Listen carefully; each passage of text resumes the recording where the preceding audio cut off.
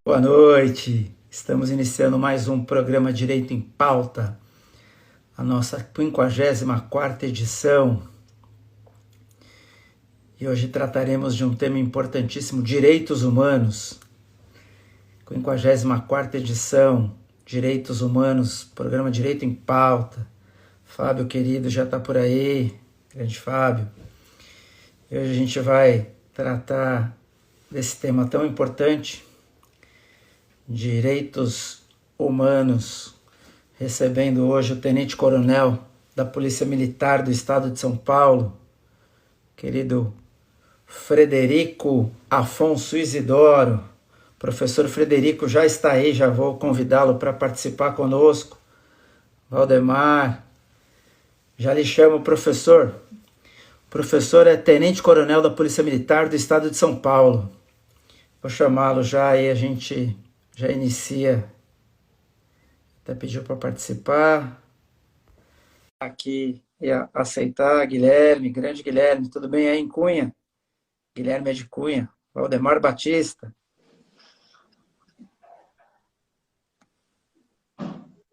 Boa noite. Olá, deixa eu inverter aqui. Eu tenho como inverter a câmera? Tem. Se você em cima você tem duas setinhas para um lado e para o outro. É só você clicar nela. Em algum lugar da tua tela aí aparece duas setinhas. Se você clicar, ela vira. Conseguiu encontrar? A gente aprende aqui, peraí. Fica tranquilo. Não temos pressa. Berenice, professor Carlos Alberto. Fica tranquilo, vai. Não temos pressa. Na verdade, não. Veja minha tela e a sua cortada ao meio. Um xizinho, acho que eu tiro você.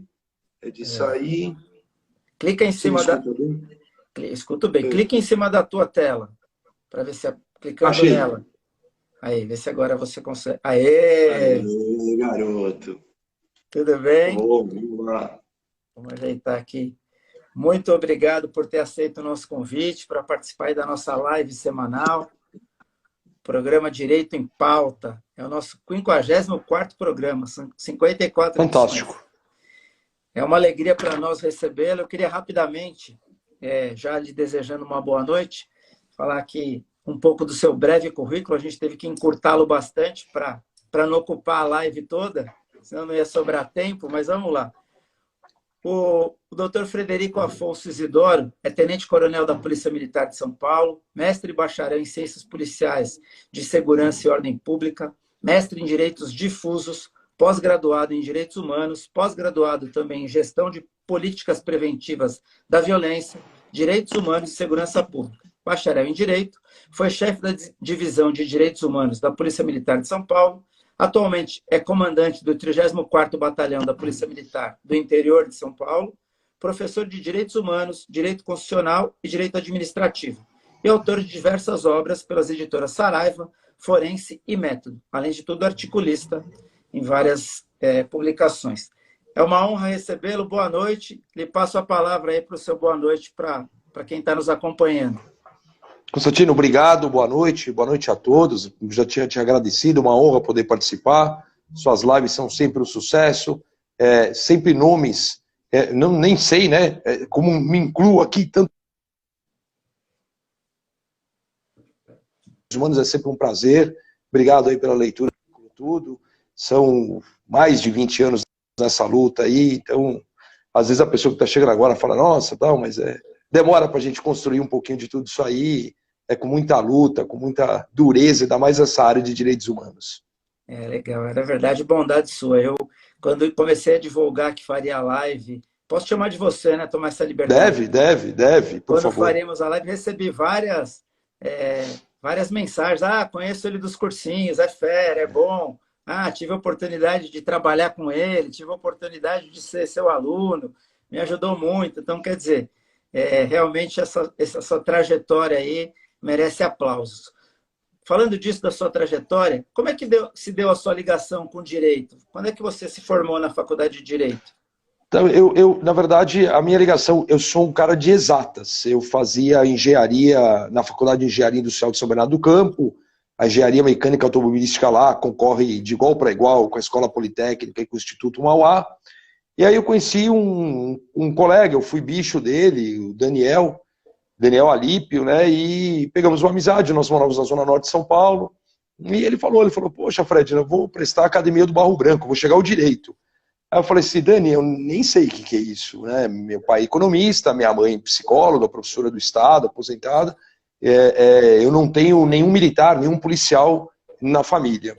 E aí o Dani falou, não, vamos prestar tal. E nós prestamos, então, o vestibular. O Dani acabou ficando numa prova física lá de corda, passou no outro ano, ele é major da Polícia Militar, meu padrinho de casamento, é um irmão que eu tenho antes de entrar.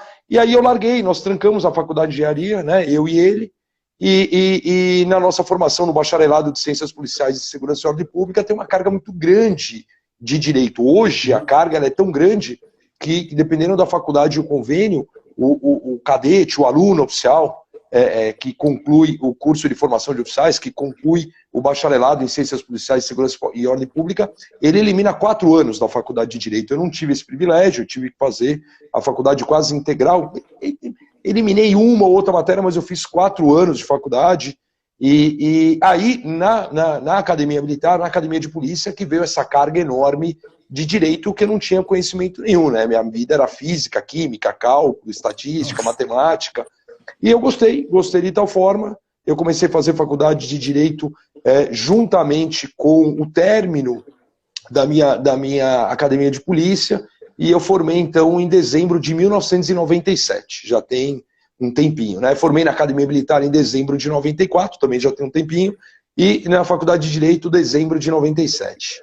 Legal. E aí hoje você atua nas duas áreas, você é professor de Direito, e hoje é comandante na Polícia Militar, é tenente-coronel. Como é que você consegue conciliar essas atividades? É interessante porque isso foi sendo construído aos poucos, né? Eu ainda, no início da minha carreira, fui fazer um cursinho, aqui, não tem problema citar nome, fiz o curso do professor Damásio, mas sem o objetivo de prestar um concurso de ABC, tanto é que eu acabei não prestando nada, eu me identifiquei demais.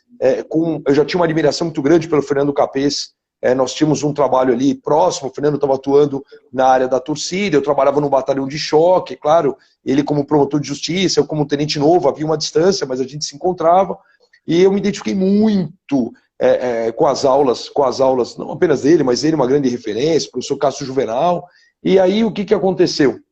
Eu comecei a estudar, e dali eu virei professor. Né? Muitos saí do cursinho para um exame de ordem, para um concurso público, e eu comecei a lecionar. Eu já lecionava algumas coisas muito pontuais dentro da polícia, uma instrução, mas nenhum curso em si. Mas, de fato, a partir de 1999, eu comecei a lecionar. Comecei a lecionar direito administrativo e direito constitucional, que é mais direito administrativo, que é o nosso dia a dia, principalmente quando você se trata de servidor público, né? Aí direito constitucional, eu não lembro, mas pouco tempo depois eu tinha uma paixão enorme pelas aulas do professor Cássio Juvenal, o melhor professor de direito constitucional que eu tive na minha vida, e eu tinha um fascínio por controle de constitucionalidade, por processo legislativo, comecei a fazer curso, estudar, comprar livros, que tudo que eu não estudei na faculdade eu fui estudar depois, né? Até a hora que caíram os direitos humanos na minha mão, que é um capítulo à parte, surreal, de diferente. Mas o direito ele vem assim, a docência ele vem assim, né? Então eu fui construindo a docência aos poucos, né? Foram me dando oportunidades de N cursinhos, dos mais renomados. Então, assim, se eu elencar aqui, puxa, são mais de 20 anos lecionando, mas são muitos cursos preparatórios. Eu demorei muitos anos para ir lecionar na graduação. Eu já tinha mais de 10 anos de curso preparatório e eu tinha aqui, me perdoe até o tempo, tinha um tesão enorme de entrar na graduação. Eu queria ir para a graduação, até que a doutora Letéia, que fez mestrado comigo, uma grande amiga, me abriu as portas em Santo André, e aí também não parei mais, né? Aí graduação, pós-graduação, mas cursinho também sempre foi o início, o meio e continua, acho que pelo dinamismo, pela questão, eu penso que a graduação é um desafio enorme até hoje para todos nós, entendeu? Verdade. Me fala uma coisa, você teve direitos humanos na faculdade? Porque eu não tive. Então, Eu também não tive, e é interessante porque eu escrevi um artigo, acho que em 2009, quando o Conselho Federal da OAB colocou os direitos humanos no exame de ordem, e teve a prova, claro, eu não me lembro agora se a prova foi a primeira, a segunda ou a terceira, mas eu lembro que foi a primeira prova de direitos humanos sem direitos humanos. E eu acabei escrevendo isso, ou seja, a primeira prova de direitos humanos da OAB sem direitos humanos, e isso serviu de estrutura por uma ação que o Ministério Público Federal ingressou em Brasília. Copiaram boa parte do artigo que eu escrevi. Eu não estou dizendo que foi por minha causa ou por causa do artigo, mas o responsável por essa área, na segunda-feira do exame de ordem, ele saiu, era uma pessoa ligada à área de direito tributário, e aí eles deram, que é um fenômeno hoje, que eles falam que havia a transversalidade do tema. Então, havia temas de direitos humanos espalhados. Quando eu fiz o exame de ordem, eram 100 questões. Então vinha lá as primeiras 10 de constitucional, depois administrativo, então isso mudou muito. Então, claro, hoje somos 80 questões para a primeira fase, antes eram só quatro tipos de peça, hoje você tem direito constitucional, você tem direito administrativo, ampliou daquele esquema de apenas civil, tributário, penal e trabalhista, né? Então, eu acredito que antes de 2009, desse provimento do Conselho Federal, dificilmente as faculdades tinham direitos humanos na sua grade. Na PUC sempre foi uma tradição, né? Na PUC, na Católica de Santos, mas eu não tive direitos humanos na graduação, eu também não tive direitos humanos como uma cadeira autônoma, de fato, na academia de polícia, né? Hoje é uma carga, uma das mais fortes. Eu tive um pouco, eu sempre me pergunto por quê, já até escrevi sobre isso, até quando eu chefiava tanto o departamento quanto a divisão de direitos humanos, o porquê realmente que a gente tem até noções, até curso de direito humanitário, que não se confunde com direitos humanos, né? Direito humanitário é o que a gente chama de direitos humanos em tempos de guerra, é você estudar convenções de Genebra, claro, tem toda uma importância, mas longe da concretude, longe da praticidade aqui do nosso dia a dia. Então eu não tive direitos humanos nem nas minhas duas graduações, né? Nem no bacharelado em ciências policiais, como uma cadeira autônoma, em si não tive, né? E nem na faculdade de Direito. Que curioso, né? Você falou de direitos humanitários, né? Como é que a gente pode definir direitos humanos? O que efetivamente a gente chamaria de direitos humanos? Puxa, eu vou te falar uma questão, Constantino, até foi uma briga que eu tive briga entre aspas, né? Na época com a editora Método, numa coleção que nós estávamos, porque eu insistia que a capa do meu livro é uma capa das minhas obras, até hoje, que chama de Direitos Humanos e Direitos Humanos Fundamentais. E aí, puta, o Valdir, grande parceiro, não está mais no grupo hoje, o Valdir falava assim, Frederico, isso não é comerciável, né? Basta você colocar direitos humanos. Eu falava, pô, Valdir, mas não são a mesma coisa. Porque quando você fala em direitos humanos, tecnicamente, você está falando do direito internacional dos direitos humanos. Ou seja, aquilo que para o Brasil no primeiro momento interessa, o que é oriundo da Organização das Nações Unidas e o que é oriundo da Organização dos Tratados, da Organização dos Estados Americanos, da OEA. Né? Aquilo que essas duas organizações, a primeira do Sistema Universal e a segunda do Sistema Regional Interamericano, produzem, e o Brasil, dentro da sua soberania, adere. Então isso faz norma, isso faz direito posto, isso faz uma norma, quando incorporada pelo nosso Congresso, então e já coloca numa norma, no mínimo, numa condição de supralegal. Claro, hoje a gente acaba usando até normas do sistema regional europeu de direitos humanos, do sistema regional africano, até que não, talvez um outro conceito, mas é muito raro. Aparece em prova, né? Mas o sistema regional europeu com certeza com mais veemência, mas de fato, como direito posto, aquilo que eu posso dar praticidade, na advocacia, tudo tal, então eu tenho o quê? Eu tenho do sistema regional interamericano, que a OEA produz, são 35 países, o Brasil está lá, e o sistema ONU, são 193 países, nós somos inclusive um dos 51 fundadores. Então o direito internacional dos direitos humanos tem como base isso. Uma definição básica é o seguinte, é um ramo do direito internacional público, que tem como base a proteção da espécie humana, mas a gente fala em direitos humanos além dos humanos há muito tempo. Então, aquilo que protege a espécie humana e aquilo que a cerca, né? Hoje uma expressão muito comum são os direitos humanos do meio ambiente, o greening, o esverdeamento que a Corte Interamericana de Direitos Humanos traz. Então é muito comum você usar a expressão de direitos humanos do meio ambiente, né? Aquilo que a gente às vezes enxerga como um dano ambiental, na verdade já é um dano contra a humanidade, ele subiria um degrau. Ele deixaria, entre aspas, de ser um dano ambiental para ser um dano contra a humanidade, e aí essa capilaridade para os direitos humanos teria uma maior veemência. A ideia é mais ou menos essa. E quando você fala em direitos humanos fundamentais, você quer dizer do direito que já está, que é um interno, que tem a transversalidade, que eles são concatenados, são indivisíveis. Então, você pegar a Constituição Federal, o artigo 5º na sua essência, o artigo 6º, basicamente, né, o ministro Alexandre de Moraes, eu prefiro até distinguir, prefiro falar o professor Alexandre de Moraes da sua obra, ele leva do artigo 1º ao artigo 12, ele tem uma obra que chama Direitos Humanos Fundamentais, e é um inserto do livro dele, do curso de Direito Constitucional. Então, Direitos Humanos Fundamentais, eu combati um papo muito ontem sobre isso, é o Estatuto do Idoso, é o Estatuto da Criança e do Adolescente, né? É o Estatuto do Índio, é a Lei Maria da Penha, são as normas que protegem basicamente os vulneráveis e as minorias, mas normas internas, normas que nós a criamos pelo nosso legislativo, porque quando a norma ela é produzida pela ONU ou pela OEA, é uma norma internacional, eu posso ter uma reserva pontual de aderência àquele texto, mas ela entra, não fomos nós que produzimos, né?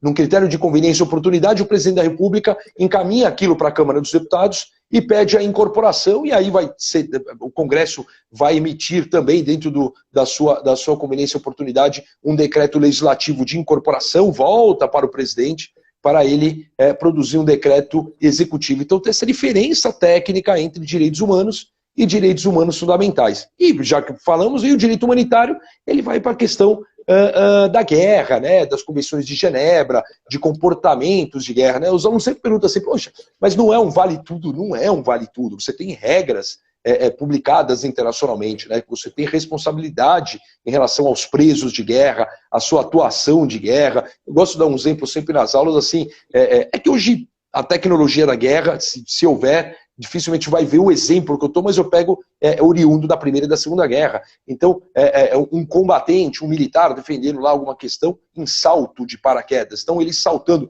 Você não pode abater em combate um paraquedista em salto. É proibido pela Convenção Internacional de Genebra. Não é um vale-tudo, não é um tiro ao alvo, né? Então seria só em solo, porque ele estaria numa posição desproporcional de defesa em quem está atacando ali, pegando um conceito de defesa do consumidor, ele seria hipossuficiente mesmo, né? Ele está ali conduzindo apenas o seu paraquedas para poder fazer uma aterrissagem. Então você tem normas de direito de guerra, mas não tem o porquê de nós estudarmos isso. Eu vejo que é uma coisa muito distante da realidade prática, entendeu?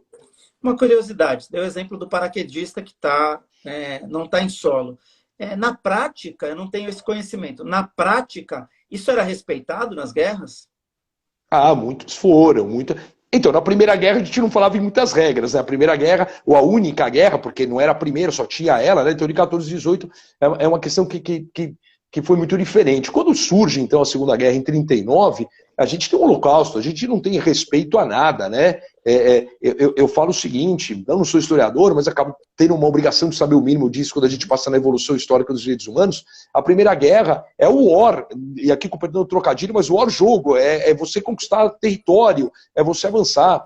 Então você vê uma quantidade de baixas, que são os mortos em combate. Quando você vai para a Segunda Guerra, é surreal a diferença de números que os livros apresentam, mas dá uma diferença de milhões, né? É uma margem, é uma corda muito diferente. E você já não fala em baixas, você fala em mortes de civis, mortes de criança, de mulheres, de idosos. Então, assim, se houve algum tipo de respeito a um paraquedista em salto, poxa, mas não houve respeito nenhum em nada nos demais comportamentos, né, do que resultaram, então, na barbárie que todos nós conhecemos, minimamente, pelo menos, dos livros de história na formação escolar, né? Difícil falar, viu, Constantino, assim, se realmente houve uma obediência por salto, tal, eu não tenho esse histórico pormenorizado, né? Mas eu acredito que regra na Segunda Guerra, é difícil falar em regra, né?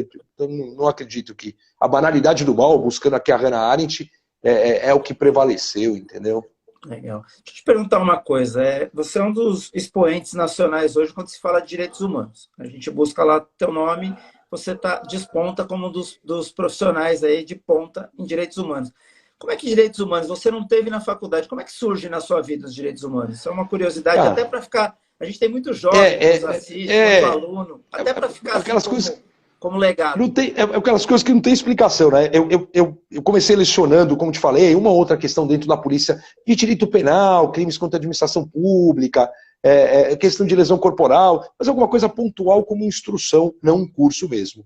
E eu, depois que eu te falei, eu fiz Damásio 2 anos seguidos. Eu fiz Damásio em 99 à noite, e no ano de 2000 eu fiquei afastado da polícia 1 ano, e eu fiz 1 ano de curso de manhã, e dali já realmente embalei de ser professor em vários locais. E aí o que aconteceu? Quando eu fiz a minha primeira pós-graduação, a gente acabou colocando aí no currículo 2, eu tenho 5 pós-graduações, eu sou um cara tão surtado com algumas coisas na área de direitos humanos, e a gente fala isso daqui a pouquinho, com a falta de oportunidade de estudo nesse sentido, né? Até se você puder, para não esquecer, para eu te falar dessa formação em direitos humanos. E aí nós tivemos uma corrida, eu e alguns amigos, a gente fazer uma pós-graduação, porque era um requisito mínimo para você poder lecionar.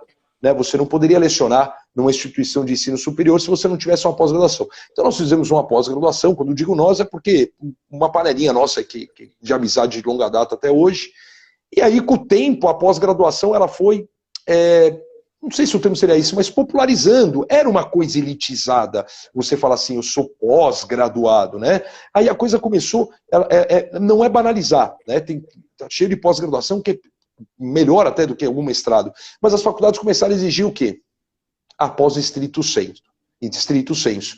Então, vamos correr atrás, e horário, e bolso, né, e o que paga, não consegue passar numa pública, se for o caso, e eu fui fazer, então, uma pós-graduação, um mestrado, uma pós-graduação em estrito senso em direitos difusos, que tem toda essa transversalidade de direitos humanos, de meio ambiente, os difusos em si, até de consumidor, e o meu primeiro crédito que eu fui ver é direitos humanos, 2005, acho que por aí, 2005, 2006.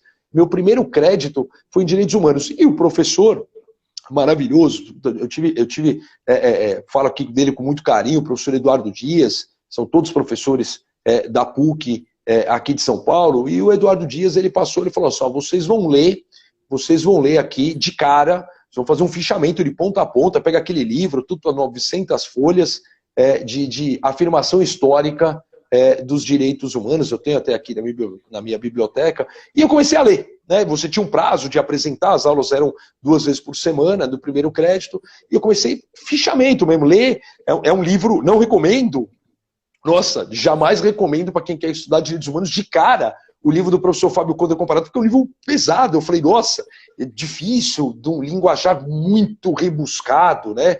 A gente pode até depois falar sobre leitura, o que é interessante nisso. E aí eu tinha aula no cursinho, eu já lecionava em um monte de cursinho, né? E eu tinha aula em cursinho, e eu estava com esse livro na mão, porque ele ficava, eu brinco muito com os alunos, é uma aquisição de conhecimento axilar, né? Você pega, eu estou até aqui com o livro que o Fernando Capês me deu recentemente, você pega o livro, põe debaixo do braço e você acha que você vai ali fazer uma sucção automática direto. Ele vai andando com você. E o meu livro, eu te mostro. Oxa, quem dera. E o meu livro do Fábio, que eu fui trocando por causa das edições de atualização, mas o meu livro do Fábio Conde Comparato, ele era esse primeiro exemplar encapado com aquele papel, que encapa livro de criança e adolescente nas escolas, me fugiu até o nome agora, né? Ele fica brilhante, mas ele protege, e ele andava debaixo do... Papel contact. Papel contact. E ele andava debaixo ali, e aí eu passei na sala da minha coordenadora, e eu estava lecionando num cursinho, que o viés dele era a área fiscal. Isso é muito diferente, né? Não dá para você falar de uma prova de direito constitucional para a área jurídica e para a área fiscal, né? O mundo da área fiscal é muito mais difícil, é de um detalhe, né? E é interessante que você, já volto para falar do livro, mas é que eu lembrei disso, você vê uns autores da área fiscal, que você fala assim, eu nunca ouvi falar nesse cara, mas o cara é renomado na área fiscal, são normalmente auditores, às vezes eles são professores de direito e sequer são formados em direito, a maioria engenheiro e tal, e eu estava nesse mundo de área fiscal. E aí o que aconteceu? A primeira turma de Defensoria Pública aqui no estado de São Paulo, se não me falha a memória, era de 2005 ou 2006. Ela coincide justamente com essa questão. E a minha coordenadora olhou para mim, viu que eu estava com o livro na mão, um monte de coisa, falou, esse livro aí. Ela me chamava de Fredu. Fredu, o que é esse livro aí? Eu falei, Via, aqui é Direitos Humanos lá do mestrado. Você é o cara que vai dar direitos humanos. E ali, eu nem imaginava, e o Estado de São Paulo foi muito retardado, de atraso mesmo na implantação das defensorias públicas, né? Todos os estados, a maioria, acho que um ou outro só voltavam assim, com certeza, Constantino, mais de 20 estados já tinha defensoria pública. Mas eu estava no meio fiscal, né? Eu estava de concurso fiscal, auditor fiscal, Receita Federal e tal. E aí eu falei assim, não vi, eu abraço, meu Deus do céu, quando eu vi o edital mais rebuscado que tem é para a defensoria pública de tudo em direitos humanos no Brasil, né? Seja estadual, seja na esfera da advocacia, na defensoria pública da União. Aí eu comecei a olhar, eu falei assim, pois eu tinha muito tempo já de sala de aula, mas eu falei assim, meu Deus do céu, mas não dá tempo de eu dominar isso aqui. E eu não tinha esse cabedal, além daquele livro, além dos fichamentos, e foi uma coisa sem opção ali dentro do cursinho. É o nosso casting, é quem está ali. E eu aceitei, eu entrei de cabeça, eu sobrevivi, era a primeira turma, sobrevivi, aprendi a lição, né, de você entrar numa turma, sala de aula que todo mundo é formado em direito e já tem essa experiência. Mas foi assim, para mim, ali foi o divisor de águas, né? Tanto é que durante o meu mestrado, eu acabei fazendo, junto com o mestrado, 2 pós-graduações em Direitos Humanos. Eu fiz uma pós-graduação em Direitos Humanos na Escola Superior da Procuradoria-Geral do Estado, que eu lembro, não estou exagerando, acho que entraram 70 e poucos alunos num processo seletivo deles lá, só formaram 22. Eu nunca vi falar de pós-graduação que reprova. E foi 1 ano e meio. Então, foi uma pós que ela ficou mais puxada. Eu lembro que eu tranquei o meu mestrado, acho que 1 semestre, porque ela ficou mais puxada que o meu próprio mestrado.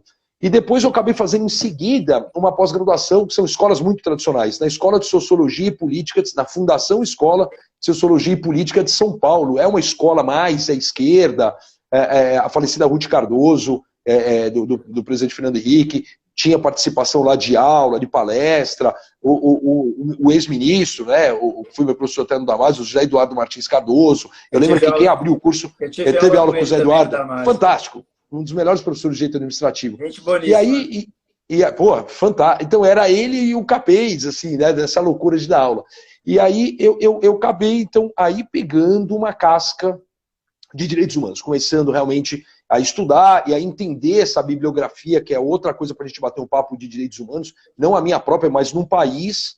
E pasme, né? Eu depois de tudo isso, eu acabei agora, a questão de 1 mês, uma outra pós-graduação, mesmo eu tenho hoje já 2 mestrados, uma outra pós-graduação em direitos humanos, que eu até no meu currículo gosto de chamar de direitos humanos aplicado, porque foi uma pós coordenada pelo professor Caio Paiva, tive a oportunidade de conhecê-lo pessoalmente, quando ele estava em Campinas, quando ele estava na Defensoria Pública da União, e a gente foi lá, tomamos um café, trocamos obras, e ele me chamou até para dar aula na pós, e eu falei, olha, você vai ficar sem graça se eu te falar que eu quero fazer a pós?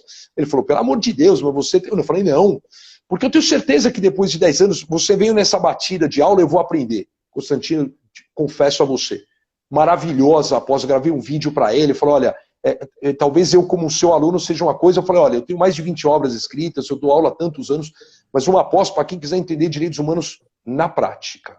É uma coisa que realmente, assim, eu não tive nas outras 2 pós.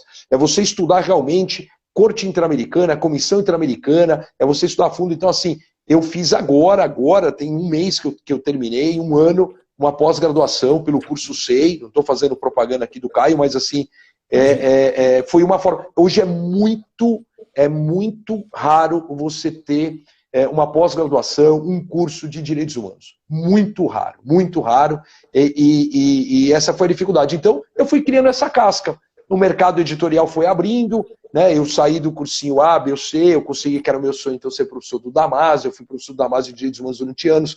Então, assim, aquele professor que eu venerava, eu lembro que eu cheguei uma vez à sala dos professores para o doutor Carlos Juvenal, eu falei assim, professor, preciso conversar um negócio pro senhor. O senhor foi meu aluno. Ele falou, não, Frederico, eu fui aluno de muito... Eu falei assim, professor, mas assim, tipo, eu amo o senhor, porque eu falei, o senhor para mim é uma referência. Porra, ele me deu um abraço, ele foi tão humilde, eu me via tão longe em 99, em 2000, dele, né, e passados aí, acho que eu cheguei no Damásio em 2013, 2014, Então, assim, poxa, André Stefan, todo o pessoal que me deu aula. Então, assim, para mim foi uma glória. E aí sim, aí vai abrindo, né? Vai abrindo portas. Você entra numa roda, né, de mercado editorial, um convida, outro convida, vai para uma entrevista, vai para um vídeo. E hoje isso é muito comum por causa da pandemia. Mas se você voltar, se você pesquisar lá meu nome, eu tenho aula gravada pelo Instinto R2 Direito. Constantino, não vou exagerar. Deve ter aula minha gravada aí no YouTube de 20 anos atrás. Eu não tinha um fio de cabelo branco. Eu não tinha um fio de cabelo branco. É só olhar, falando sério. Então, assim, vai passando. E aí você vai criando, né, essa marca na área de direitos humanos. Né? Eu estou montando uma página minha, que é Professor Frederico Afonso Direitos Humanos. Algo assim, tem a página já lá, mas puta, leva tempo. Ou você contrata alguém ou vai gota a gota, né? Mas eu quero realmente construir alguma coisa assim, de consulta mesmo, de acesso, para as pessoas que gostam, porque não é fácil. Não é fácil você estudar direitos humanos no Brasil. Legal. Você falou de Damásio, acabei de lembrar que o Scalercio pediu para eu te mandar um abraço. Meu, juiz fera, área trabalhista fera. Poxa, tá dado um abraço, um irmãozão, você entendeu? Poxa, a gente conviveu tanto. Ele, o Leone, o professor Leone, antes de entrar no Damásio, já era meu parceiro em tanta data, e é o que fica, é isso aí que é legal, poxa, E essa tecnologia agora de pandemia, ou talvez tinha essa tecnologia, a gente não usava, né? Eu dei uma palestra agora, tem uns 2 meses, para a OAB do Acre. Eu lembro, comentei, não sei para quem que eu falei para minha mãe, falei assim, olha, eu preciso dar uma palestra lá no Acre, e como é longe de quem está aqui em São Paulo, as pessoas até esquecem, mas quando que é a palestra? Tipo assim, você tem que ir 1 ano antes, 1 mês, eu falei, não, é agora à noite e tal, e é fantástico, uns 700, 800 pessoas, então assim, poxa, aproxima, distanciou algumas coisas, mas possibilitou de você bater um papo de uma forma, assim, né, leve com todo mundo, de forma muito tranquila, né? Que é o que a gente está fazendo hoje, né? Que é o que eu acabei começando essas lives. Estava conversando com um amigo que tem um jornal aqui na Granja Viana, onde eu moro. Cara, vamos fazer live, tal, você faz pelo jornal. Falei, tá bom, vamos começar. Mas aí eu falei, fazer 1, 2. Aí fiz a primeira, fiz a segunda. Falei, vamos fazer mais. Falei, cara, sei lá, tá bom. Aí comecei a fazer, cara. Hoje a gente está fazendo, hoje é a 54ª, são 54 toda semana. Se não tivesse pandemia, jamais eu teria achado que eu tenho tempo de parar toda quarta-feira. Jamais eu imaginaria que eu teria convidados, e a gente tem vários para frente, convidados do seu gabarito, e criar uma marca de um programa. Isso é reflexo, óbvio que a pandemia tem tudo de ruim que a gente já sabe, mas traz essas coisas boas. Falando nisso, direitos humanos. Como é que é direitos humanos hoje nas faculdades, nos concursos, na política? Assim, você fala muito desse distanciamento dos direitos humanos, da gente ter acesso, mencionando a tua página. Como é que é isso? Hoje nas faculdades já existe direitos humanos de verdade, bem lecionado, bem aplicado, ou a gente continua falando en passant de direitos humanos? É difícil você generalizar, né? A gente tem mais de 1000 escolas, né? As pessoas falam, não é bem assim, é bem assim, sim. O Brasil tem o maior número de faculdades de direito do mundo, né? Se você somar todas as faculdades de direito do mundo, não dá o número de faculdades que tem no Brasil, então é difícil de você generalizar. Eu achava que com o provimento da OAB fosse mudar o comportamento, né? Algumas matérias foram se perdendo, como medicina legal, direito romano, se voltar muito lá atrás, talvez latim, foi perdendo, foi indo embora, né? E eu achei que o direitos humanos, se ele viesse, quando veio, olha, eu falo talvez até inocentemente, eu achei que ele viesse numa força, como é a prova de ética, que na minha época era uma prova, não era uma prova difícil, mas era um carro-chefe, como era o constitucional, o administrativo, não eram as matérias menores, traçando no paralelo da prova de 100 questões. E eu achei que isso fosse fazer uma mudança de comportamento nas faculdades. Eu achei que as faculdades fossem realmente adotar, então, uma cadeira autônoma de fato. O que eu vi de inúmeras faculdades que eu passei como professor e de outras que eu fui convidado, inclusive aí na Granja várias vezes, na Mário Schomber, né, na FMS, tem um carinho enorme para essa faculdade, e eu percebi que variava muito. Daquelas que não tinha como cadeira autônoma e ela estava no meio, o que não é errado, de direito internacional público. Daquelas que se misturavam com filosofia do direito, com sociologia do direito, e daquelas que acabam matando ali um semestre de direito constitucional e você punha noções de direitos humanos, né? a grande verdade é que isso ficava muito na mão, para quem tinha essa liberdade, do coordenador do curso, né? Aquele que tinha essa liberdade de manusear. Quando eu entrei na graduação, puxa, agora eu já nem me lembro quando, né? Mas quando eu entrei na graduação, sei lá, acho 2007, 2008, eu entrei lecionando. Você entra porque é o que dá. Para quem não conhece o mercado, e é um mercado, infelizmente, isso. Para quem não conhece a vida do docente, é assim, se ele é um cara estrelar, ele já não está ali dando aula pontual, vai ser muito difícil, né? Claro, a não ser nas faculdades mais renomadas. Mas eu lembro que acho que eu comecei a dar aula de processo penal, e aí eu fui cavucando com a coordenadora, e ela tinha uma liberdade na grade do 10º semestre. Eu lembro que foi a primeira questão que eu consegui levar para a Anhanguera Educacional. E já conto, olha que louco que aconteceu depois. E ela me deu a liberdade e eu criei, então, um semestre de Direitos Humanos para o 10º semestre, que não caía na OAB ainda. Então, é antes de 2009. Então, puta, é difícil, porque o cara já com o saco cheio, sexta-feira, ele não quer, e eu sempre fui um cara rigoroso nesse sentido, de fazer chamada, eu nunca gostei de passar lista.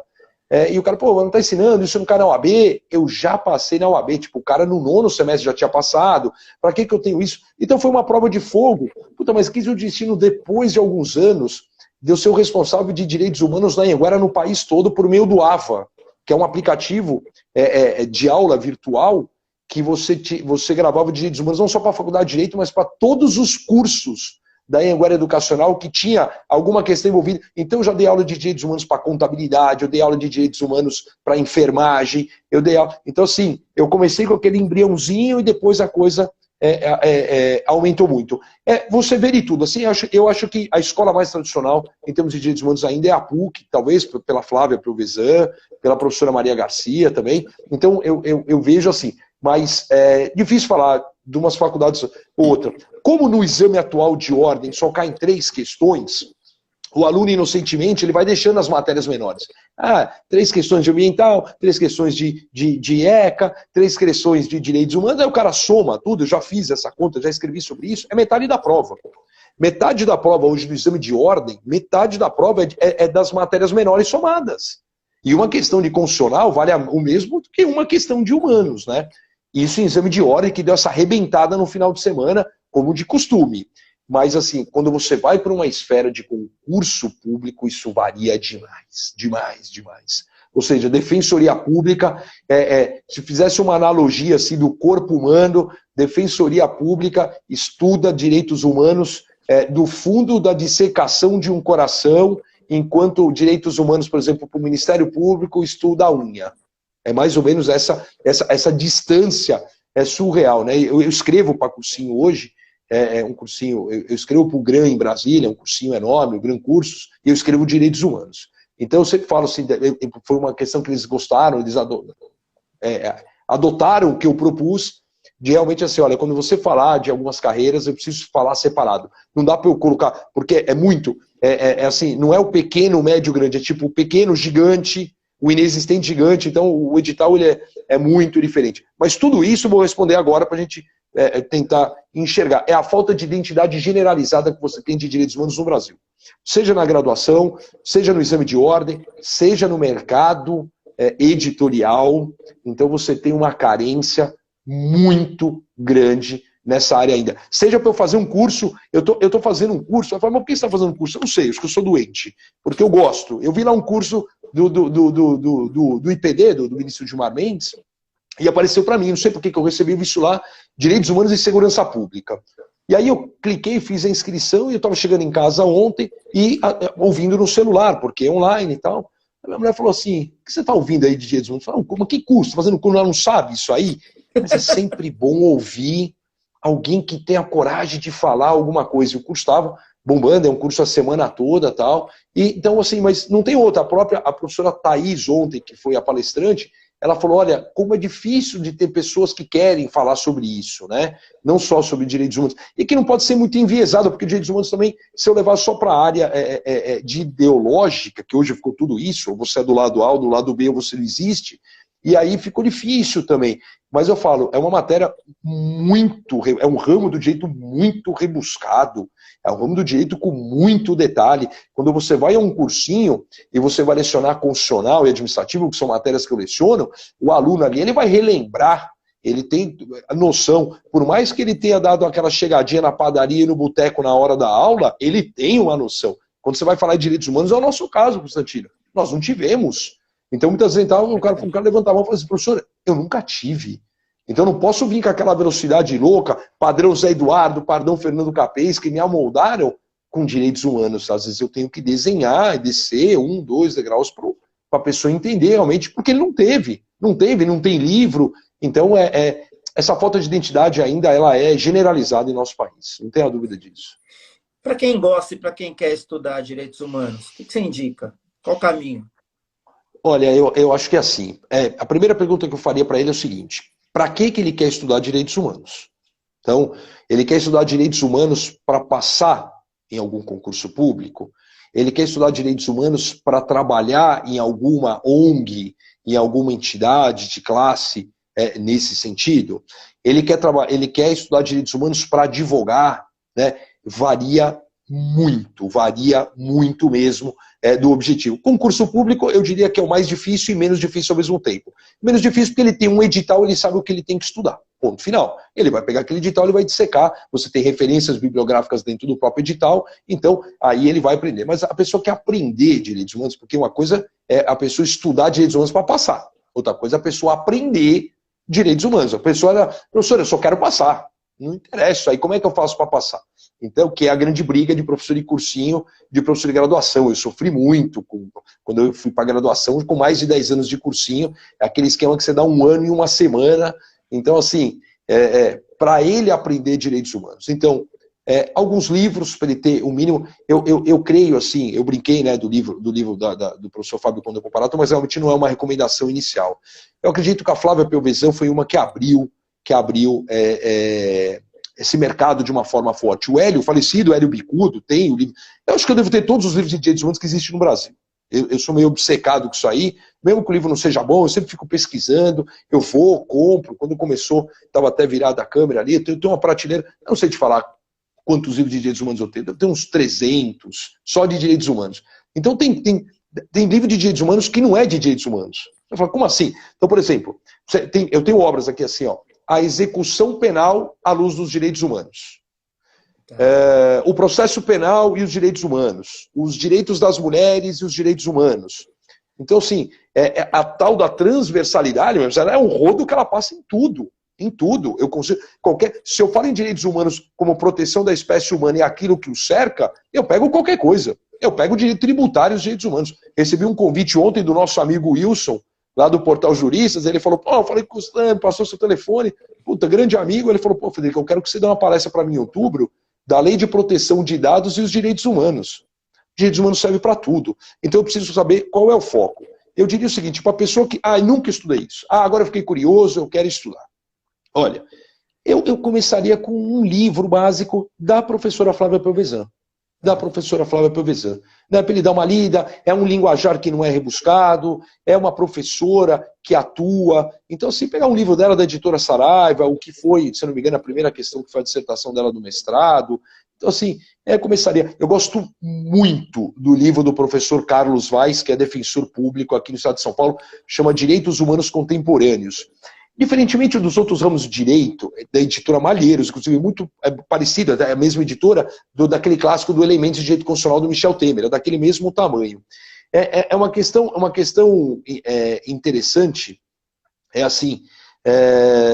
que, ao contrário dos outros ramos, que tem uma atualização, igual o carro, ano, modelo. Em direitos humanos você não tem.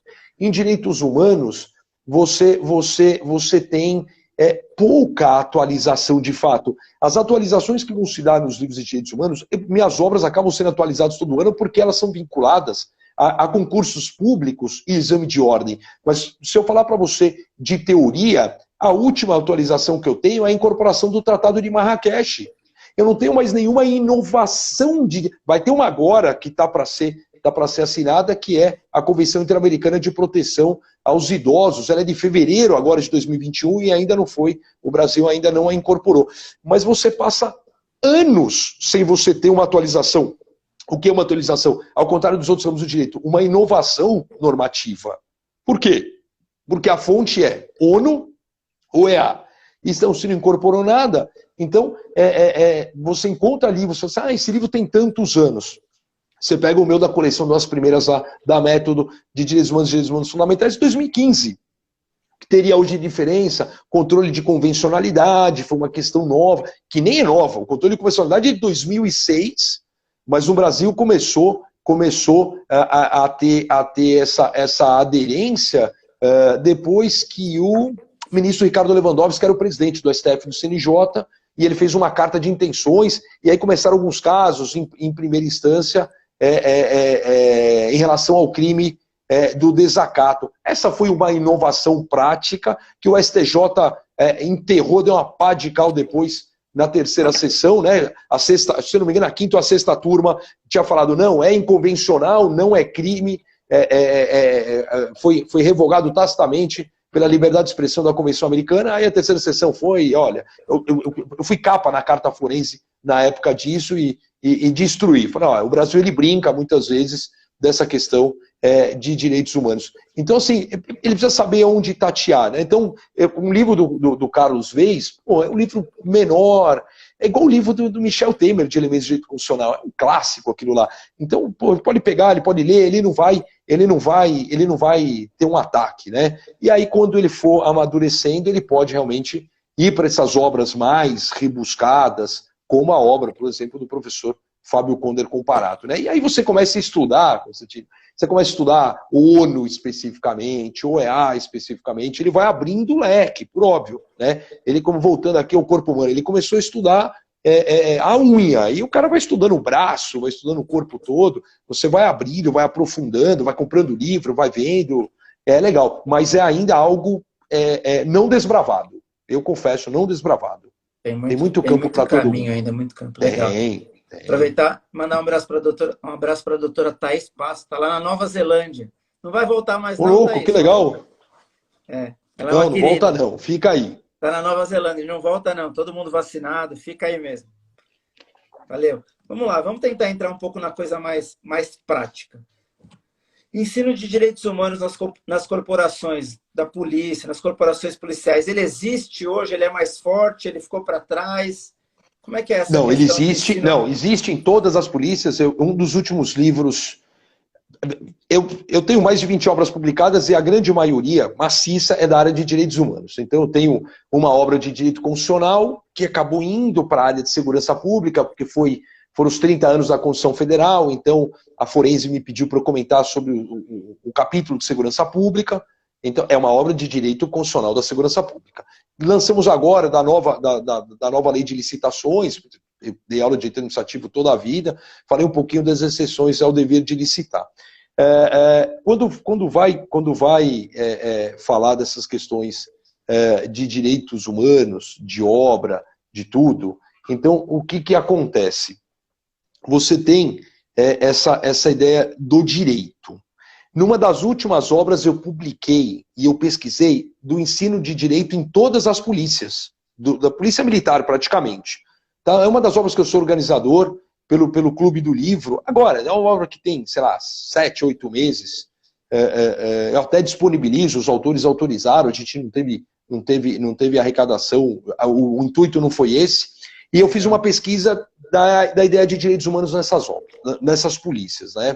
Então, de um modo geral, o Estado de São Paulo ainda é um carro-chefe, né? Quando eu falo ainda, porque isso pode mudar. Ainda somos o carro-chefe. Tem, se eu não me engano, de junho ou julho de 2019, a ciência policial, ela foi, julho de 2020, do ano passado. A ciência policial foi autorizada pelo MEC como um estudo de um ramo dentro da plataforma Lattes, como um estudo científico, né? Até então, quando você fala em direitos humanos nas polícias, ela vinha muito da ciência jurídica. Estamos no Estado de Direito, não posso virar as costas. Uma questão que eu brigo muito para mudar, e a gente conseguiu mudar bastante aqui no Estado de São Paulo, é eu fazer uma mutação da ciência jurídica para a ciência policial. Ou seja, de eu deixar de lidar de direitos humanos como ramo do direito internacional público e começar a lidar de direitos humanos como ramo da ciência policial. Ou seja, como eu acabei de falar, né, você tem lá a execução penal à luz dos direitos humanos, então eu preciso falar da ciência policial à luz dos direitos humanos. Hoje, aqui no estado de São Paulo, eu sou suspeito para falar, chefia a divisão, chefia o departamento, continuo professor de direitos humanos nos cursos de formação. A nossa carga ela é enorme, evoluiu muito, conseguimos, nos últimos anos, cortar algumas coisas que eu não achava interessante. Isso não sou eu, não tenho essa autonomia, mas são propostas provocando essa mutação. Por exemplo, estudar muito filosofia dos direitos humanos, você voltar lá para Cícero, Aristóteles, pô, legal, mas eu não vejo praticidade na atividade policial. Hoje a gente discute muito estudo de caso, muito estudo de caso, né? Então você tem os paradigmas, você tem que ver a evolução. Eu lembro que quando eu lecionava no bacharelado, quando eu lecionava na academia de polícia, o primeiro Tropa de Elite que estava sendo pirateado, lançado, eu consegui a autorização da época do comandante da escola e eu passei, e nós assistimos o Tropa de Elite 1 sob a luz dos direitos humanos. Os alunos não gostaram muito, porque a cada momento eu paralisava e mostrava as violações que estavam ocorrendo, e eu acho que a diferença é essa, né? Não adianta eu ministrar aqui normas, eu ministrar apenas e tão somente os direitos da Comissão Americana sobre os Direitos Humanos, porque não tem sentido de praticidade isso. Eu preciso pegar aquela essência. Nós lançamos agora aqui na Polícia Militar do Estado de São Paulo, agora não, já tem alguns meses, a Declaração Universal dos Direitos Humanos prática. Ou seja, nós pegamos, era a minha equipe, nós pegamos os 30 artigos e vamos dar uma praticidade isso à ciência policial. Isso é o que eu vejo como utilidade e praticidade de direitos humanos, né? É mais ou menos aquilo que a gente se questionava, talvez, quando adolescente. Para que eu vou usar isso na minha vida adulta? Então, aquele que é o aluno policial, aquele que está em formação para ser um policial, ele tem que enxergar a praticidade daquilo que ele está aprendendo para o exercício futura da sua atividade policial. Então nós temos uma carga enorme, uma carga que é atualizada anualmente, que muda, que tem proposta. Então nós mudamos do bacharelado, trouxemos os casos delicados que devem ser discutidos para os futuros comandantes. Então, assim, dessa mudança, desse aceite da nossa sugestão, eu fiquei muito feliz, mas é um longo caminho, viu? Não dá para você sentar e achar que você tá na calmaria, porque não tá. É uma turbulência eterna essa matéria. As pessoas entendem que até o Guilherme Nucci, ele tem uma obra que fala segurança pública versus direitos humanos. Eu dei aula com o Nucci lá no Damásio, desembargador nosso aqui no TJ de São Paulo.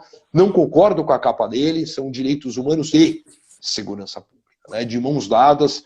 A polícia, e aqui não dá para falar de todas as polícias, mas a polícia que está na rua, a polícia que está primitiva, a polícia que aparece é a polícia militar. A polícia militar, ela tem que ser a maior promotora e educadora de direitos humanos e cidadania. E não é o simples, aqui o simples entre aspas, atravessar de uma idosa na faixa de pedestre, né? Ou você respeitar, você fiscalizar, você cumprir as leis, você dar o exemplo, você proteger patrimônio, você proteger o meio ambiente. Isso é você exercer direitos humanos na prática, né? Isso é você, no linguajar de hoje, isso é você exercer direitos humanos na raiz. Nada adianta eu ficar falando aqui de controle de convencionalidade, da composição da Corte Interamericana, que o comissionário da Comissão Interamericana tem um mandato de tantos anos, renovado por tantos anos. Isso aí é para cursinho, isso aí é para quem precisa passar em determinado tipo de prova, e ele vai para uma decoreba. Direitos humanos na prática, você dá praticidade, é você enxergar direitos humanos, que eu falo muito de PPP, que eu chamo de direitos humanos sociais.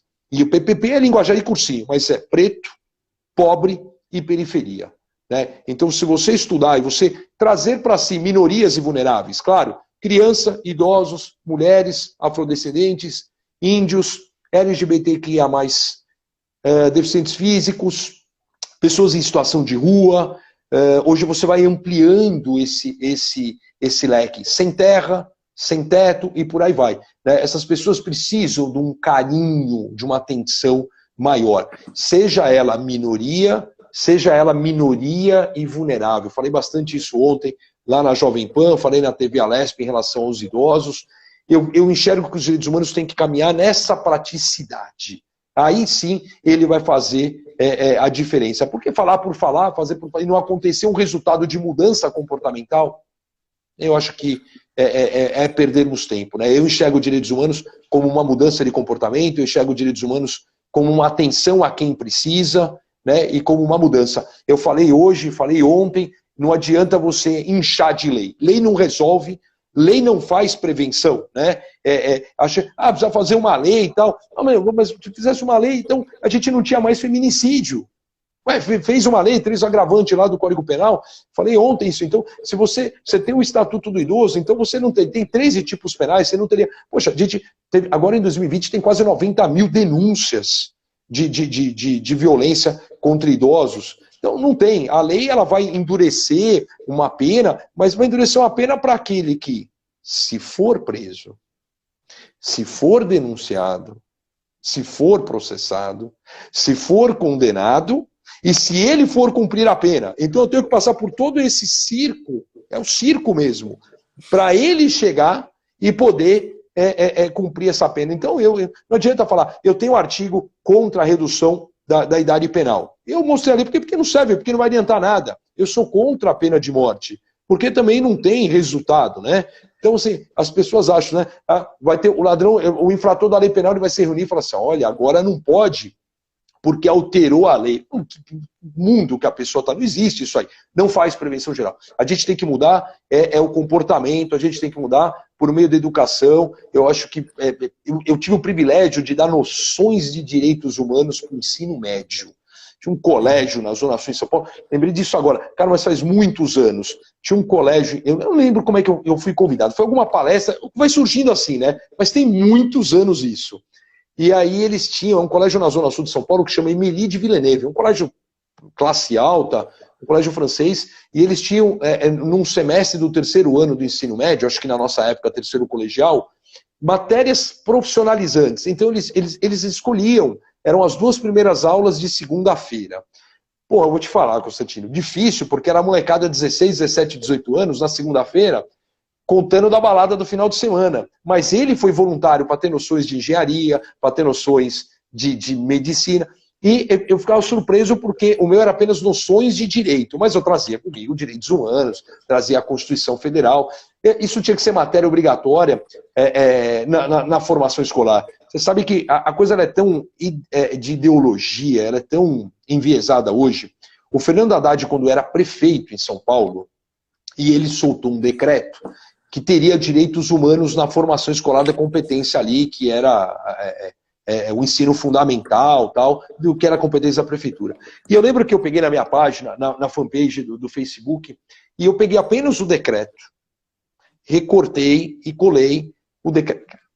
Eu fui destruído na minha página. Como é que pode um cara que era policial colocar não sei o que do PT? Eu não mencionei nada, eu peguei um decreto que eu acho muito legal, não sei qual é a executabilidade desse decreto hoje, e coloquei e falei assim, puxa, achei uma medida legal.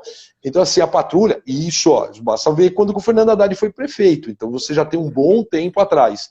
Então assim, eu acho que tem medidas que a gente tem que levar. Não tem sentido a pessoa não conhecer uma Constituição Federal. Eu estava nos 70 anos da Declaração Universal, eu tive a honra de dividir bancada numa palestra com a professora Maria Garcia, né?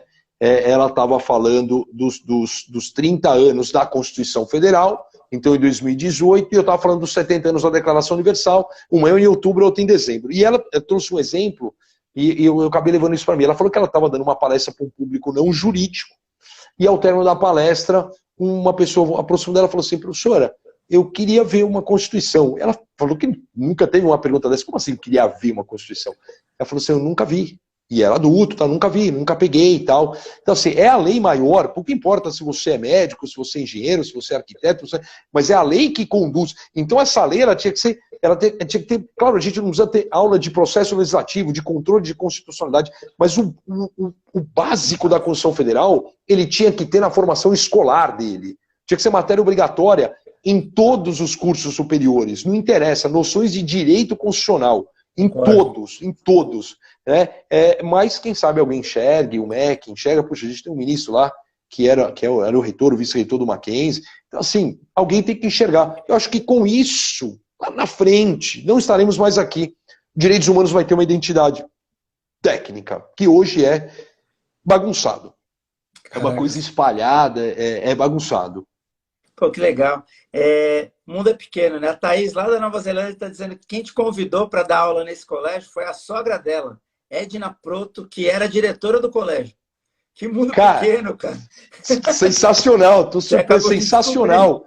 Meu, fantástico. Mas, e olha, e eu falo que isso aí deve ter sido. Mas tem mais de 20 anos. Tenho certeza que tem mais de 20 anos. É um colégio fantástico. O celular ainda era algo novo, então não eram todos, apesar dos alunos ali ser de classe alta, mas era um ou outro que tinha celular, porque se é hoje com o celular, você não tem conversa, porque o aluno ele tá mandando. Então nessa época era zum, zum, zum, falar, moçada, vamos diminuir, depois você conta quem você pegou quem no final de semana, porque era 16, 17 e 18 anos, aquele mais velho e tal. Poxa, um abração, viu, Thaís? Obrigado aí por lembrar. Show de bola. Até se emocionou. Vamos lá. Está chegando ao final, já deu 1 hora, passa rápido, adorei. Como Mas assim? Já deu 1 hora? Vou segurar você mais 5 minutinhos. Posso? Vamos lá. Para a gente tentar Claro. dar um desfecho. Você falou agora há pouco dessa coisa de segurança pública e direitos humanos, segurança pública contra direitos humanos. Eu sempre ouço, eu não sou técnico nesse assunto, mas eu sempre ouço que tem uma dicotomia, que direitos humanos e segurança pública, direitos humanos e polícia, como água e óleo. Na verdade, não faz nenhum sentido isso, né? Quem que dissemina essas coisas? Ou faz sentido? Ou o resultado da violência policial passa pelo desconhecimento de direitos humanos? Eu estou criando um raciocínio muito distante da realidade? Eu penso assim, na verdade, não é quem dissemina. Eu entendo que a falta de identidade técnica da matéria, isso se dissemina por todo, né? Então, se você vai falar com um policial que talvez não teve a oportunidade de ter na sua formação direitos humanos, como eu não tive, fui ter depois, é capaz dele ter essa versão porque ele não sabe. Você tem uma falta de identidade na parte prática, porque é assim, ó. Quando a gente fala assim, tem uma ocorrência, por exemplo, sim, uma ocorrência qualquer sendo apresentada para a autoridade policial, e aí de repente você escuta falando assim, olha, lá vem o pessoal dos direitos humanos. A pergunta que eu faço é assim, quem que é esse pessoal dos direitos humanos? Que pessoal que é esse? Eles estão representando quem? Porque hoje você tem uma ideia técnica, eu estou escrevendo um livro agora sobre isso, que aquele que está no Estado, ele não tem que ter a própria proteção. Então, o que seria direitos humanos fora do Estado? Porque o maior violador de direitos humanos é o Estado, na omissão ou na ação. Quando é na ação, me desculpe o termo, é a grande cagada. Ele fez o que não deveria fazer.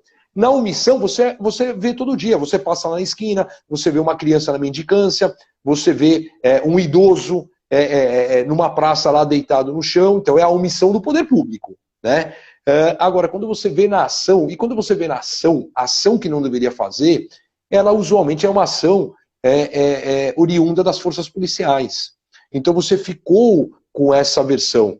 Eu diria que um dos grandes marcos disso, para esse desvirtuamento, foi a ação policial aqui no estado de São Paulo em outubro de 92. 2 de outubro de 92, a Polícia Militar, então, teve uma ação dentro da casa de detenção.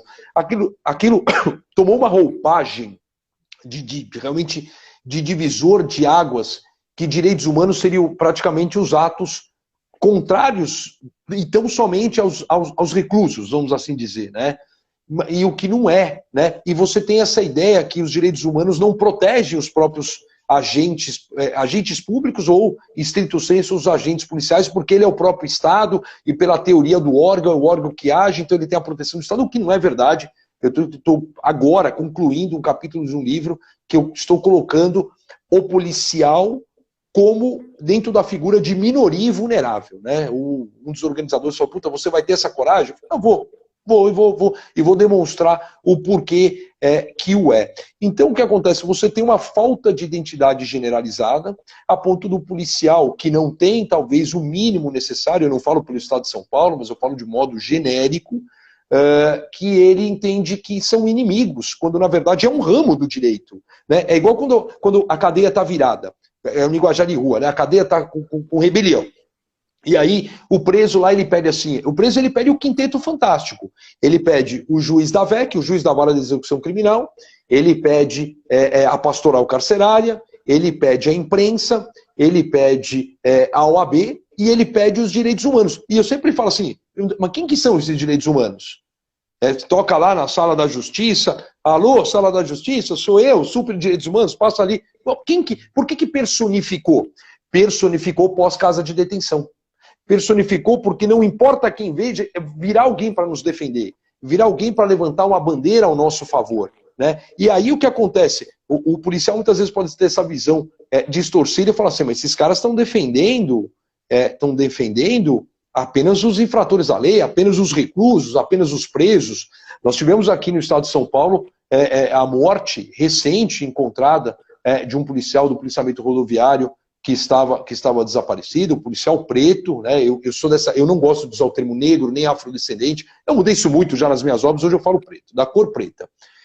E você não viu uma bandeira de lugar nenhum falando que vidas negras importam, que o policial... Então, assim, são dois pesos e duas medidas, né? Então, como é que o policial enxerga e fala assim, poxa, a hora que morreu determinada pessoa, nossa, quase que pararam o mundo. Agora que morreu um aqui meu, policial, mas eu não tenho uma bandeira levantada.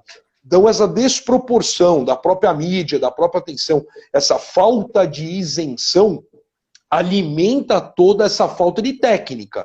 Né? Quando capitão, eu fui o primeiro a lecionar direitos humanos na rota.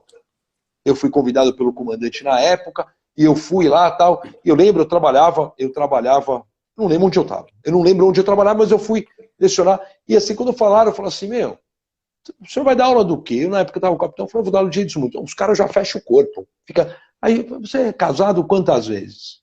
Ah, eu sou casado 2 vezes. Mas já imaginou se o Estado não deixasse você casar 2 vezes? Que desgraça você ficar com a sua ex-mulher? Aí o cara já desarmou e riu.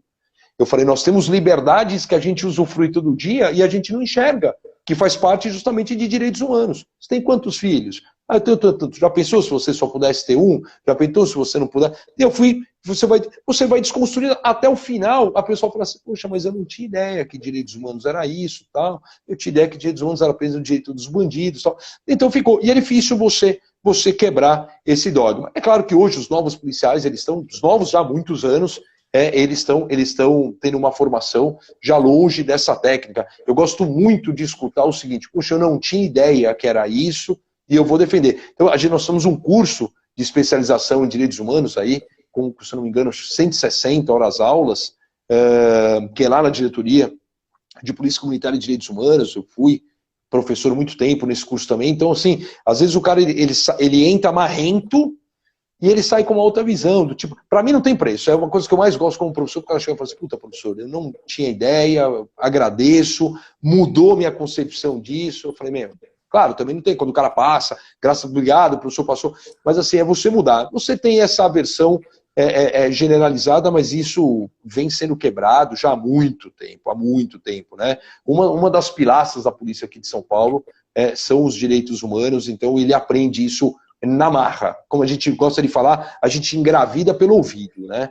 Então ele não vai alimentando. E hoje essas organizações realmente que vão querer tumultuar uma ocorrência policial já vai ficando mais raro aqui no estado de São Paulo. Nós estamos com câmeras portáteis agora, então ele já não vai vendo como inimigo. Mas é uma questão popular, né, que ficou, né, um jargão assim, como se fosse uma aversão, né? Mas vamos quebrar isso aí. E essa visão ficou tão forte que a gente ouve, né? Sempre quando tem qualquer tipo de evento, a gente ouve assim, mas ninguém não tem direitos humanos da vítima, né? Ninguém vai lá perguntar para a família da vítima, a pastoral não vai lá falar com a vítima, porque só tem direitos humanos para o bandido. Então isso está realmente no seio da sociedade, né? Acho que era importante mudar essa visão, né? Você falou, isso é verdade, né? Mas hoje muita gente já tem que levantar essa bandeira, em questão dos direitos humanos da vítima, como ela ficou, tudo, né? São partes da imprensa que alimentam, né? De uma forma, então assim, é a notícia dantesca, né? A gente fala assim, poxa, quando acontece alguma coisa com o infrator da lei penal, a imprensa dá ouvido pro vizinho, pro primo, pro filho, pra amante, pra mãe, que o cara não via a mãe há 10 anos, pra mãe, não sei o quê. E quando vai pro lado policial, a polícia muitas vezes ela é protocolar, ela fala, olha, a gente instaurou um inquérito para apurar, estaremos numa Cinecantos e não dá ouvido. Então é difícil, é uma cultura no Brasil que acho que vem sendo alimentada, mas está sendo combatida, pelo menos para a gente fazer uma paridade de armas. É difícil, mas eu acho que isso vai demorar muitos anos, Constantino, muitos anos. Isso vai ter que ser uma mudança escolar, né? Vai ter que ser uma mudança justamente de formação, de pensamento, e quando eu digo escolar, não superior, escolar de formação. Então, assim, gotas, eu gosto, por exemplo, um grande amigo há tantos anos, o professor Júlio Hidalgo, professor de Direito Constitucional, o professor Júlio lançou já há alguns anos um livro de Direito Constitucional para as crianças. Legal. Então, poxa, é um sucesso, o Júlio é um fenômeno, mestre lá pela PUC, o Júlio ele conseguiu construir isso, então de levar, eu acho que vai ter que ser por aí, realmente, de você, um trabalho pedagógico, você trazer um linguajar mínimo, e você formar gerações que entendam minimamente dessa questão, isso vai fazer uma grande diferença nas próximas gerações, com certeza. Legal, infelizmente a gente já está aí a 1h10, eu preciso encerrar até para te liberar, mas assim, queria dizer que eu estou muito feliz com o resultado da nossa live. O seu conhecimento impressiona e a forma como você fala disso com paixão, eu sempre falo isso, a gente tem que ser apaixonado pelo que a gente faz. E a forma como você fala com paixão, o seu conhecimento, essa quantidade de pós-graduações, mestrado, tem que buscar conhecimento para saber como falar e o que falar. Então, eu queria te parabenizar, dizer que foi assim, uma das melhores lives que eu já fiz, da 54, fiz muitas ótimas, fiz inclusive com o Capês, que foi bem legal, fiz várias, mas eu acho que o conteúdo da nossa live ele é importante para servir nessa construção que você fala da educação. Então, a live vai ficar salva e todo mundo que tiver a oportunidade de assistir vai construir mais um tijolinho nessa questão de direitos humanos. Isso se deve ao que você passou para nós. Então, fica o meu agradecimento, a minha gratidão. Minha última pergunta, e aí passo para as suas considerações finais. Claro. Que mensagem que você deixaria nos dias de hoje? Livre. Pode ser pela pandemia, pelos direitos humanos, pela polícia. Olha, Constantino, assim, puta, eu vou falar o que eu falo para o meu filho. Eu tenho 3 filhos, um de 19, um de 2 e um de 1. E é o que eu falo para o meu filho de 19. Não importa o ramo, não importa, estude, leia, adquira conhecimento, porque tudo passa. Beleza passa, dinheiro pode passar, fama pode passar, mas o conhecimento ele não passa. Então, assim, eu tive um estímulo muito grande do meu pai de ler desde criança. Meu pai, assinante do Jornal da Tarde, que era um filhote do Estadão, ele passava antes de ir para a escola à tarde, ele já deixava o jornal riscado para mim. Então, você leia. Então, eu leio desde pequeno. Minha tia Mara, irmã do meu pai, me deu a assinatura da Quatro Rodas com 10 anos de idade. Eu já li a Quatro Rodas de ponta a ponta. E hoje ninguém tem até um meme, né? Textão, quando virar filme, eu assisto. As pessoas estão longe dos livros, né? As pessoas vêm aqui, às vezes, na minha sala, ver esse monte de certificado, eu brinco, eu falo assim, para, isso aí, eu imprimi da internet, eu nem leio isso aí, vê um monte de livro, e a pessoa, às vezes, ela pergunta, eu devo ter aqui uns 2.000 livros. E eles perguntam assim, o senhor já leu tudo?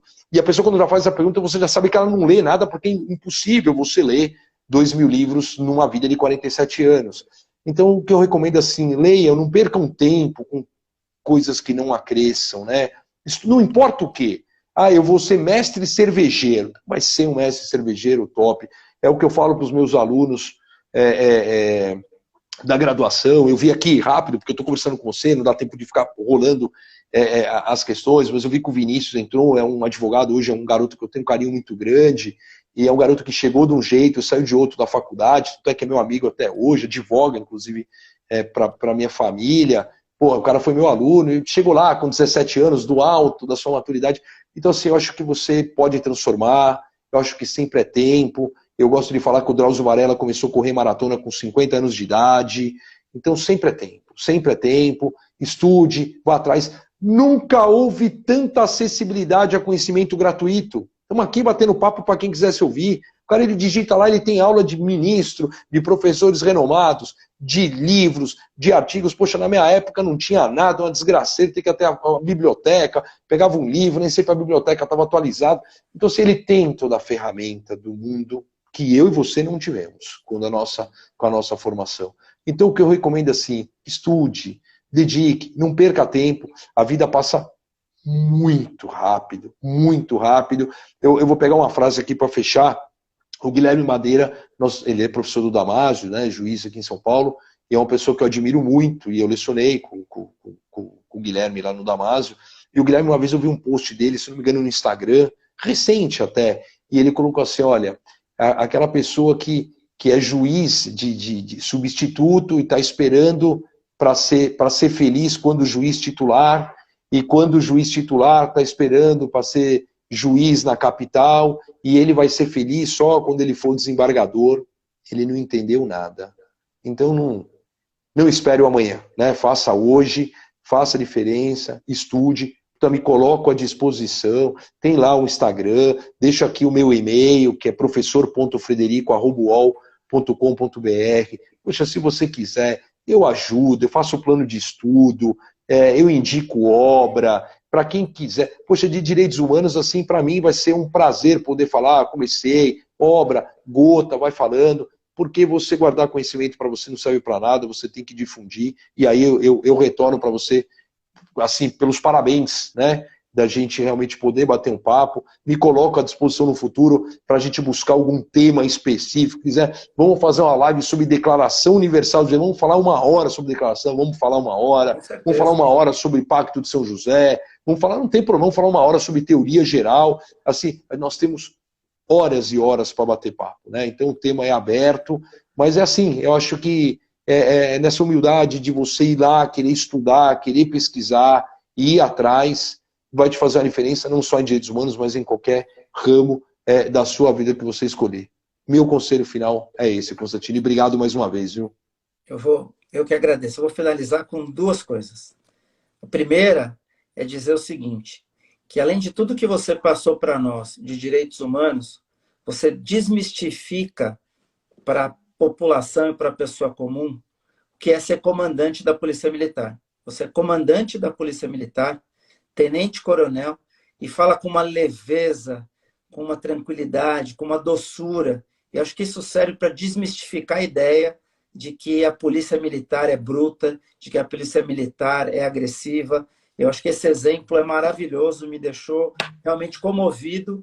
É assim, uma pessoa que tem tantos homens sob o seu comando, a delicadeza com que você coloca as palavras, isso acho que é exemplo e serve de marca para a nossa live, a marca de que a Polícia Militar não é o que tentam fazer dela. A Polícia Militar é muito mais do que isso. E a outra coisa é o quanto de conhecimento você nos trouxe. Eu estou impressionado. Eu sabia, tive várias referências, eu sabia do seu conhecimento, mas ele vai muito além do que eu podia imaginar. Então, eu queria terminar a noite te parabenizando pelo professor, pelo ser humano, pelo excelente comandante da Polícia Militar, com certeza pelo excelente marido, excelente pai. Tenha uma boa noite. Muito obrigado. Gratidão a todos que ficaram conosco até agora. Eu acho que o programa, eu sempre tento dedicar os programas. Eu ia dedicar o programa de hoje à minha filha, que acabou de casar, mudou, foi embora de casa, mas eu vou fazer diferente. Eu vou dedicar o programa a você. Esse programa é dedicado a você. Obrigado. Por tudo isso, pelo seu histórico, por tudo que a gente aprendeu com você e por tudo que certamente você ainda vai trazer de bom para a sociedade, para a Polícia Militar, para o Brasil. Muito obrigado, o programa é seu. Boa noite para todos. Obrigado, Constantino. Gente. Um abraço a todos. Obrigado. Boa noite.